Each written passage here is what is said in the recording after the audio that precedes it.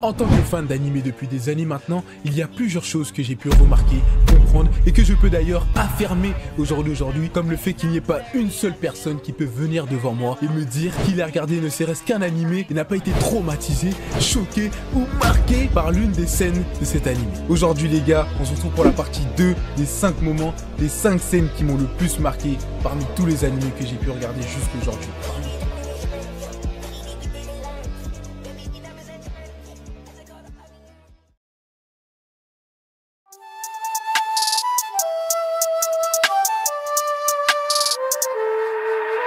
On est dans l'univers de Naruto.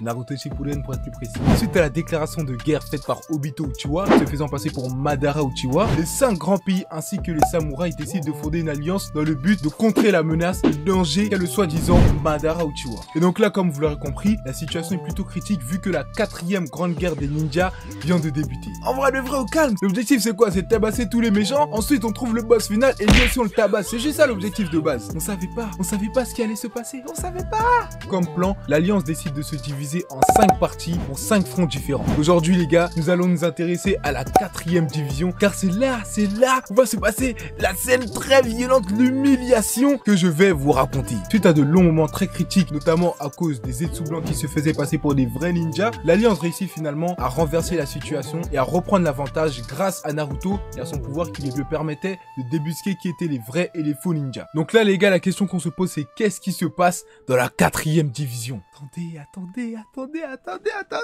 Il y a un bouc de l'alliance, il vient et dit les gars, je sens une présence sur cette colline. C'est-à-dire, tout le monde regarde sur cette colline, on voit qui? On voit le 2e Tsuchikage. Jusque là, tout va bien. Enfin, quand je dis tout va bien, ça va pas très bien, tu vois, il est plutôt puissant, on peut avoir chaud de lui. Mais ensuite, le bouc qui a dit qu'il sentait la présence du Tsuchikage, dit encore une fois qu'il sent une autre présence derrière. Qui est-ce? Il s'agit du vrai Madara. Madara Uchiwa en personne, les gars.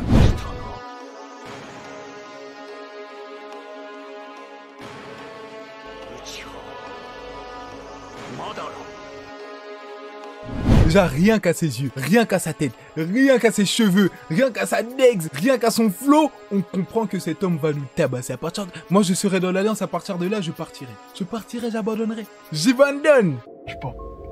J'abandonne. Hein? J'abandonne. Quoi? J'abandonne. J'arrive pas. T'arrives pas quoi? Mais vous connaissez, dans Naruto, mentalité shonen, on n'abandonne jamais. Madara il se rapproche du 2e Tsuchikage.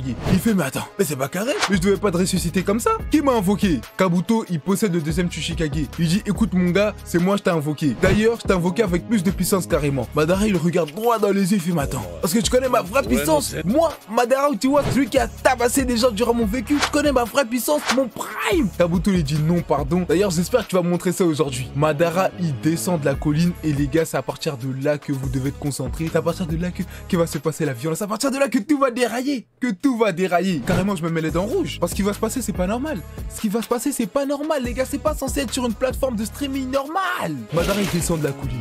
Il va se préparer mentalement pour la chose qui va faire subir aux ninjas de l'Alliance. Les ninjas, ils vont faire quoi? Ils vont créer le plus fort possible. Kari, ça va leur donner de l'énergie. Kari, on est dans DBZ. Madara va tous les taper, les tabasser, un à un, jusqu'au dernier, les gars. Et le pire, c'est qu'il le fait au début à main nue. Il y a des gens, ils ont des kunai, il y a des gens, ils ont des katanas, ils essayent de le taper, mais ça marche pas. Carrément, moi, il y a un bout qui va venir, il va lancer un kunai explosif. Malgré qu'il y a 30 000 personnes sur lui, Madara, il va avoir le temps d'attraper le kunai, de détacher l'explosif, de coller sur quelqu'un et de jeter le kunai sur celui qui l'a lancé. Il y aura aussi un autre gars qui essaiera de lui donner son meilleur coup d'épée. Madara, il va juste se regarder.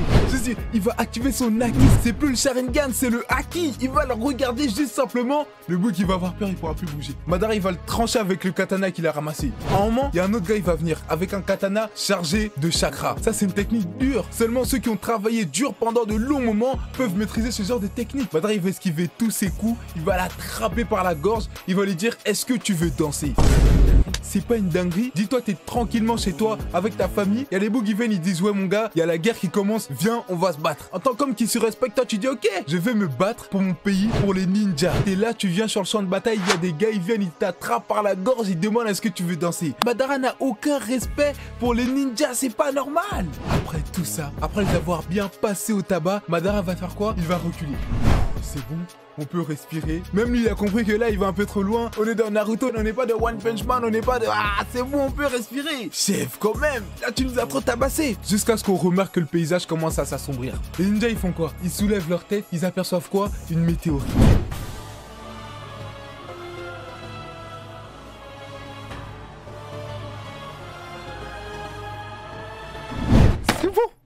C'est bon, il est trop fort.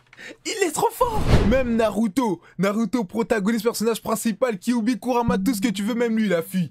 Il s'est dit, c'est bon, il s'est dit, c'est bon, faut fuir. Mais le vieux, mentalité shonen, mentalité on n'abandonne jamais. Il a essayé avec Gaara de l'arrêter. Grâce à Dieu, ça a marché. On se dit, c'est bon, c'est carré, carrément, Naruto, il nous sort son meilleur sourire. Mais non, Madara, il est trop méchant. Madara, il a adopté la mentalité 1000-7, il a mis une deuxième météorite.